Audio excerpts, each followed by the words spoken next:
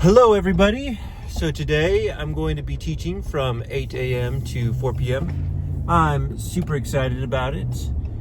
I already met this class once about 2 days ago. I taught them for a couple hours, and then I also knew some of them from whenever I taught as a fire instructor. So I'm very excited to work with them again. I laid down some baseline information that they should know as EMTs. So I think during the break I'm going to go ahead and test them on it.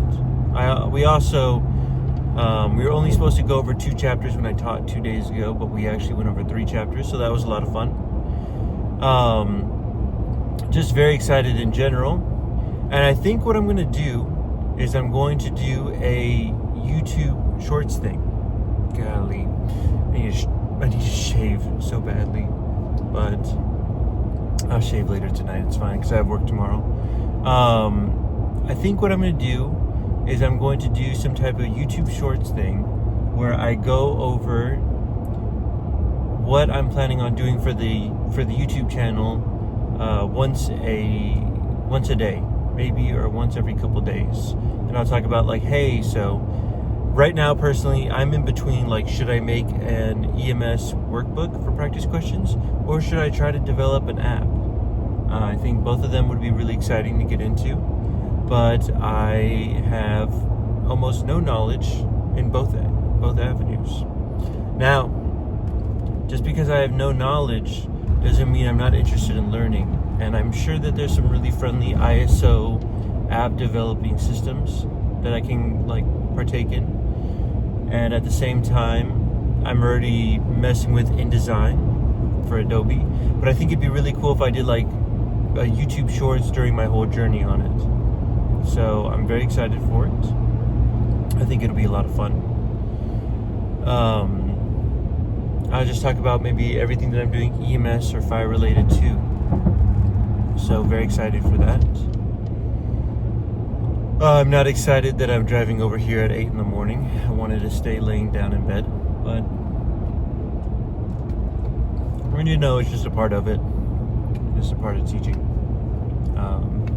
I give them my hours, and so they sign me up from 8 a.m. to 4 p.m., which is perfectly fine.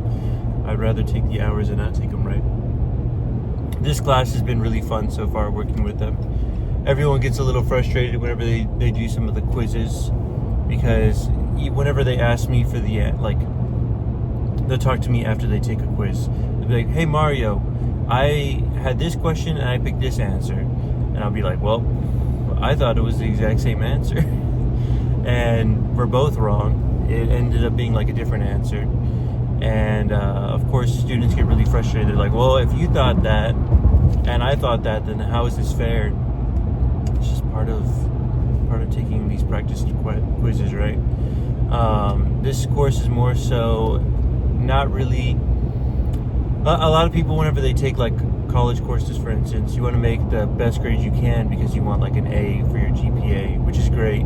But for these kind of quizzes, you need to almost take it as a grain of salt, right? You need to be like, okay, I made a 6 out of 10 or a 7 out of 10 on this quiz. That really stinks. I want to do better. But then you can review what you messed up on, which is such a great system. And then you can take the quiz later on, the next day, or later on tonight, right? So you have a chance to correct your quiz, as well as kind of being oh, I missed this question. Now it really stuck out to me, and now I can kind of learn from it. I really like those kind of programs that don't focus on failing students. They more so focuses on just teaching students, trying to get them to pass the national, and then they learn more so whenever they're actually out in the field, right? Because in any good EMS course, of course you want to prepare people for being ready on the field, but the biggest thing is just to pass them through the national, right? Most of the stuff that you're going to learn is actually just in the field, and then you're going to realize what you don't know, what you've been lacking whenever you start applying, whenever you start training, depending on where you work at. And then you have to do some kind of self-discovery, self-teaching.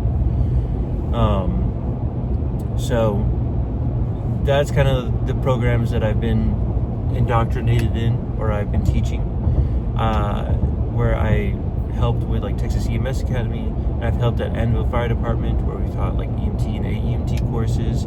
At Del Mar, it's a community college to teach you how to become an EMT, and then they go straight into paramedic. I don't know if they teach AEMT. It's a different mindset, right?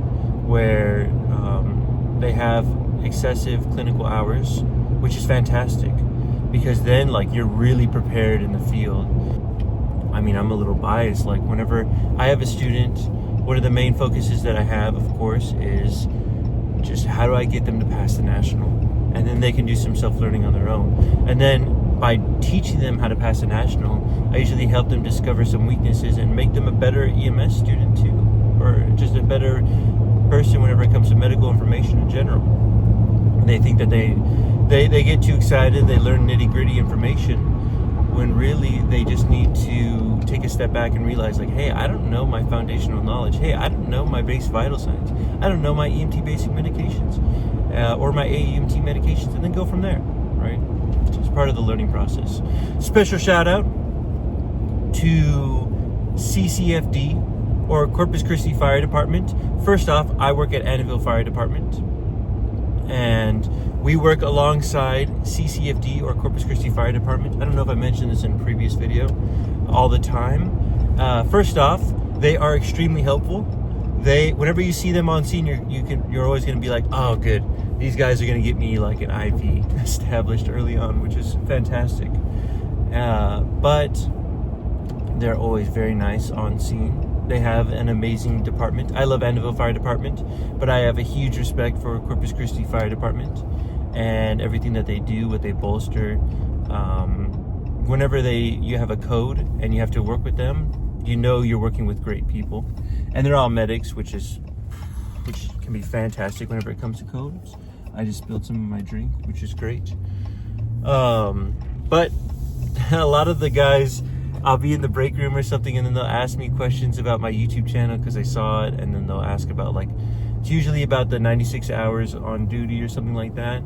And I always love talking about it, so thanks to you guys. I'll fix my hair super quick. That looks ridiculous. It still looks ridiculous, whatever. That's why I don't like wearing a hat. But special shout out to you guys. They're very nice, asking all of their questions and stuff, and I'm happy to answer. But they've always been really nice on scene, so I just really appreciate it. I should have just put in hair gel. I hate wearing a hat. I feel like a doofus every time, but it is what it is. But besides that, I'm getting really close to the school. I think I'm going to implement that on my YouTube shorts. I think that's a great idea, and I just thought of it today. And I will see if I actually do what I say I'm going to do. So we'll see. But thank you guys so much for watching. I'll see you in a moment. Well, I finished teaching. As you can see, I am very greasy, as what happens when I teach a lot of times. Today, a little tough. I taught from 8 a.m. to 4 p.m. and I always strive to teach students to the best of my abilities. But it was a little tough today. You know, I don't know where is that air coming from? I thought I turned it off.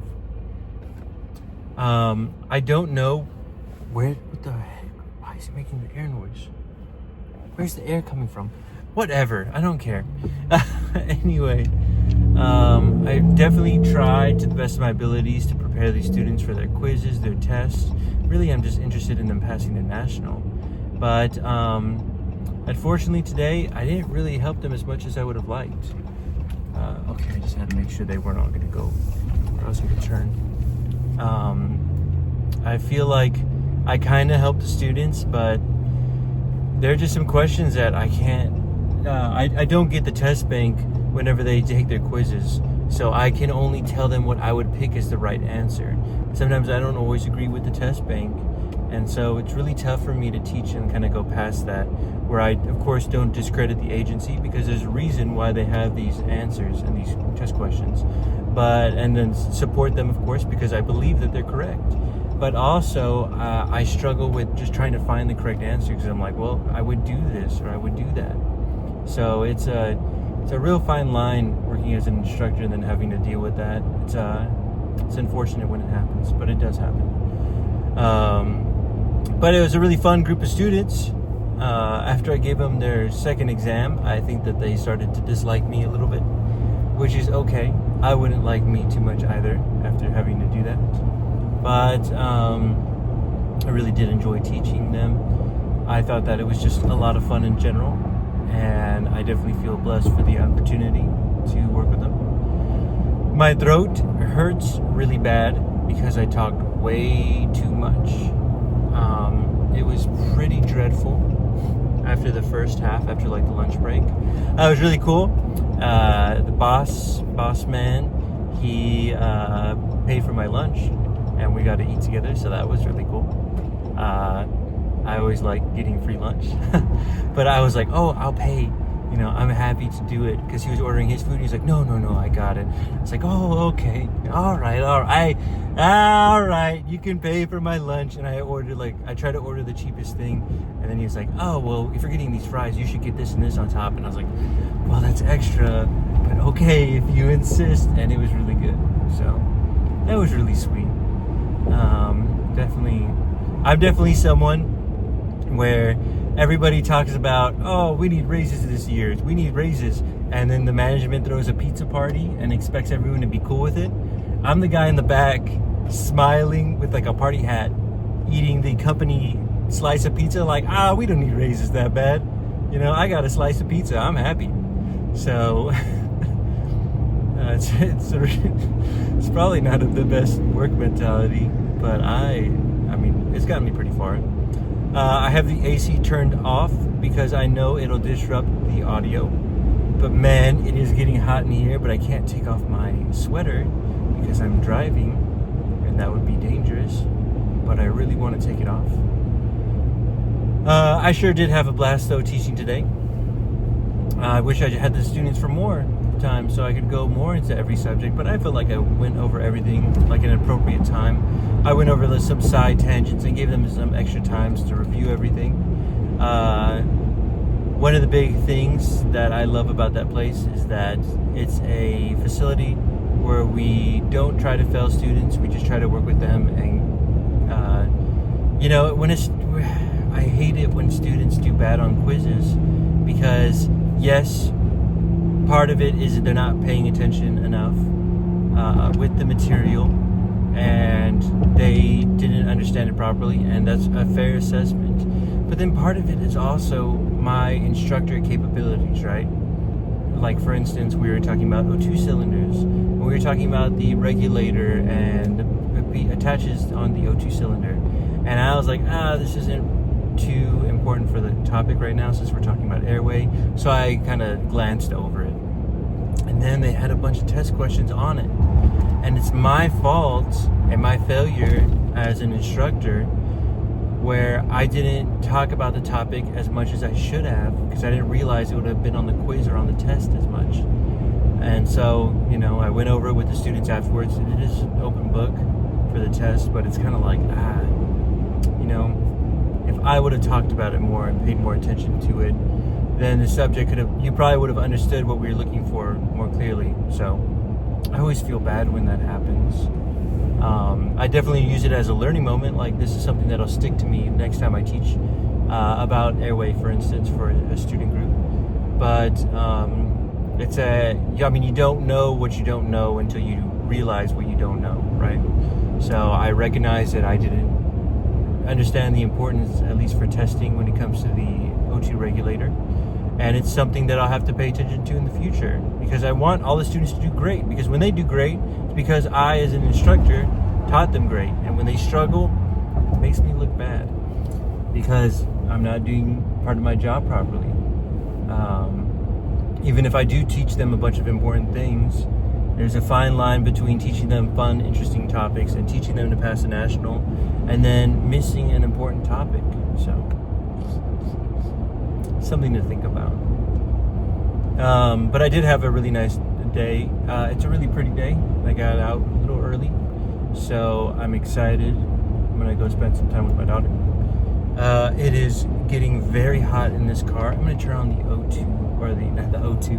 I'm gonna turn on the AC a little bit because it's getting a little unbearable. It's not really working. Okay, it's probably because I'm wearing a sweater and it's like 82 degrees outside. That's fine.